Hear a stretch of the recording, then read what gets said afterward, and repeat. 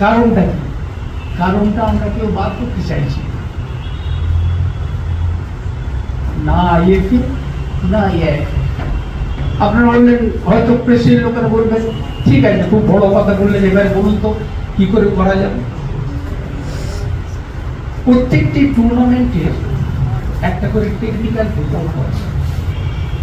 সেই টেকনিক্যাল রিপোর্টে বলে দিচ্ছে যে টুর্নামেন্টকে স্ট্যান্ডার্ড কি হয়েছিল, টুর্নামেন্টে কারা খেলেছিল, মানে ট্যালেন্ট কারা, টুর্নামেন্ট পরিচালনা করেছিল কারা, টুর্নামেন্টের কোচ কারা ছিল। সেই থেকে বোঝা যায় যে টুর্নামেন্টের সাফল্যটা কতটা। আমাদের দেশে আইএসএলও এখনো একটা টেকনিক্যাল রিপোর্ট বেরোয় না, এই টুর্নামেন্ট তো ছেড়েই নিয়ে। তার মানে আমরা কোনো ব্যাপারেই কশাস নয় যে আমরা কেন ওপরে নিচ্ছি না। একটা খেলা নিয়ে আমরা মেতে আছি, তারও কারণ আছে, ফিলোসফিক্যাল কারণ কি? পাকিস্তান, ইন্ডিয়া, বাংলাদেশ, শ্রীলঙ্কা, এই যে জোনটার লোকেরা বেসিক্যালি করে, তার জন্য এই জোনের লোকেরা বড় একটা 100 মিটার 200 মিটারের তো বডি অ্যাথলেটিক্সের কোনো স্থান নেই নীরজ চোপড়া ছাড়া, যে বলতে পারেন যে আমাদের কাছে ইতিহাস। এক্সেপশনাল বেরিয়ে গেছিল মিল্খা সিং, এক্সেপশনাল বেরিয়ে গেছিল পিটি উষা। সুতরাং এই জোনের সব থেকে বড় অসুবিধা কি? এরা হার্ড ওয়ার্কিং ইভেন্ট নিতে চায় না, আমরা তার মধ্যে পড়ি। যেমন পশ্চিমবঙ্গ, ভারতবর্ষের মধ্যেও দেখা যায় যে আমরাও হার্ড ওয়ার্কিং ইভেন্ট নিতে চাই না, যদিও আমরা একটা সময় কিন্তু ফুটবলের রাজত্ব করেছি। কিছুক্ষণ আগে এই আমার এক ভাই আমার সঙ্গে একটা ইন্টারভিউ নিচ্ছিল রেডিওর জন্য। আমি বলছিলাম তাকে যে কোথায় আমরা, আইএফএ কি একবারও ভেবেছে 100 বছরের ওপর আইএফএ একবারও ভেবেছে যে ছেলে তুলব? কি করেছে? 100 বছরের ওপর তারা খালি টুর্নামেন্ট চালিয়েছে, ছেলে তুলে। তার মানে আইএফএ হচ্ছে কি? একটা টুর্নামেন্ট অর্গানাইজার। এআইএফএ একটা প্লেয়ারও এসে গেল এআইএফএ এর প্রেসিডেন্ট হিসেবে, এখনো পর্যন্ত তারা বসলো না একবারও আমরা কোথায় আছি, কেন আছি, কি কারণে আমরা উপরে উঠতে পারি তার অ্যানালিসিস এখনো করলো। তার বদলে কি করলো? আজকে সুইজারল্যান্ড ফিফার অফিসে, কালকে বেলজিয়াম, পরশুদিন এআইএফসি, এই সমস্ত করে বেড়াচ্ছে। করে সেক্রেটারি প্রেসিডেন্টের এমন ঝগড়া হলো, দুজনেই সেক্রেটারি ভাবলো আমি কেন প্রেসিডেন্ট নয়, সেক্রেটারিকে যার জন্য সরিয়ে গেল। যাক, সেটা অ্যাডমিনিস্ট্রেটিভ ব্যাপার নাকি। এবারে আসি শৈলেন মান্না ট্রফি। এই ট্রফিটার অনেক গুরুত্ব আছে, যার জন্য এআইএফএফ যখনই এরা অ্যাপ্লাই করে তখন তারা বেশিক্ষণ সময় নেয় না। এআইএফএফ একটু চেক করে, এদের জন্য কিন্তু চেক করে না। শৈলেন মান্না ট্রফি ওটা বা লিখে নাও যে হ্যাঁ তোমরা করতে পারো, আইএফএফ বেশি সময় নেয় না। তার কারণে এরা একটা নিজেদের প্রতিষ্ঠা করেছে যে আন্ডার 15টা আমরা অন্তত 70-80% কালেক্ট করবো। 100% তো সম্ভব নয়, কোনো জিনিসই 100% করা সম্ভব নয়। 70-80% সে ছেলেদের মাপ বলো, ছেলেদের সার্টিফিকেট দেখা বলো, ঠিক ছেলেদের খেলানো দেখে এরা।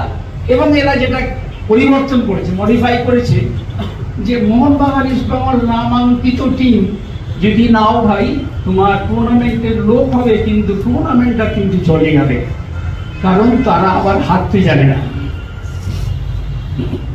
ওই জন্য তাদেরও বাদ দিয়ে দিয়েছে। কারণ মোহনবাগান ইস্ট বেঙ্গল হলে গৌতমদের সব থেকে বেশি প্রবলেম কি হতো, ওরা 19 বছরের ছেলেদের খেলাটা 15 বছরে সেটা আবার অ্যাকসেপ্ট করতে হবে।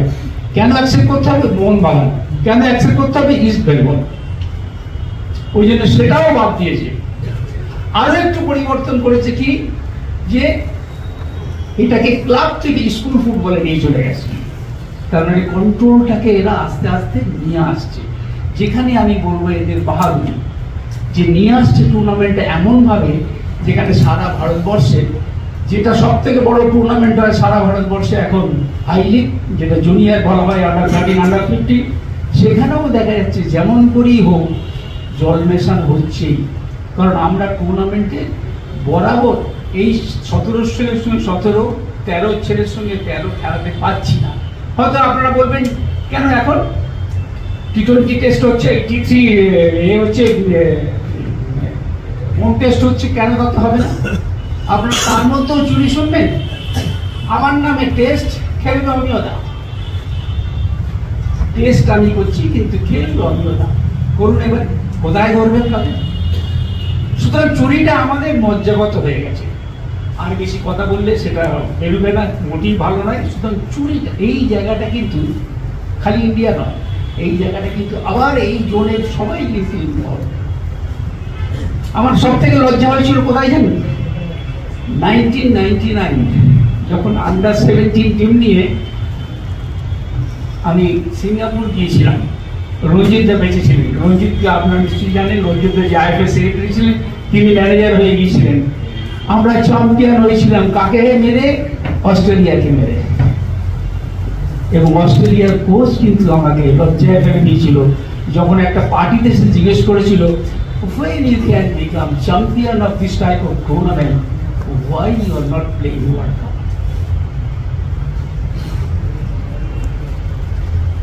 আমাকে একটু বানিয়েই বলতে হয়েছিল যে our system of developing youth is not so high, but our talent is there.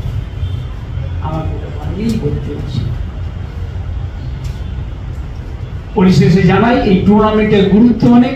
এই যে ছোট ছোট ছেলেরা আছে, সেই ছোট ছোট ছেলেরা খেলবে। গৌতমরা যে সুন্দরভাবে চালাচ্ছে জিনিসটা, সেই জন্য আমার দিক থেকে আন্তরিক ধন্যবাদ। প্রেসের একটা বিরাট কাজ আছে, জাপানের একটা প্রেসের টিভি আছে।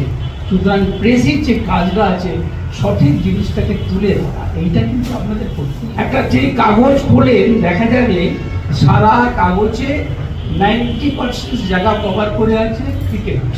আমি তো একবারও বলছি না যে আমি ঠিক, আমি খালি বলছি প্রেজেন্ট সিস্টেমটায় আমরা কোথায় গিয়ে ল্যান্ড করব। আজ থেকে 50 বছর পরেও কিন্তু আমরা ওয়ার্ল্ড কাপ খেলবো না, কারণ আমরা এখনো ধরিনি ওয়ার্ল্ড কাপ খেলতে গেলে কি করতে হবে, সেটাই এখনো শুরু করিনি। আগে সেটা শুরু করলে তবে তো আমরা একটা ছেলেকে যদি স্কুলেই না ভর্তি করি, তাকে কি করে আশা করবো গ্র্যাজুয়েট হবে 14 বছর পরে। সুতরাং আজ থেকে 50 বছর পরেও যে আমরা ওয়ার্ল্ড কাপ খেলবো না, তার কারণ আমরা শুরু করিনি এখন।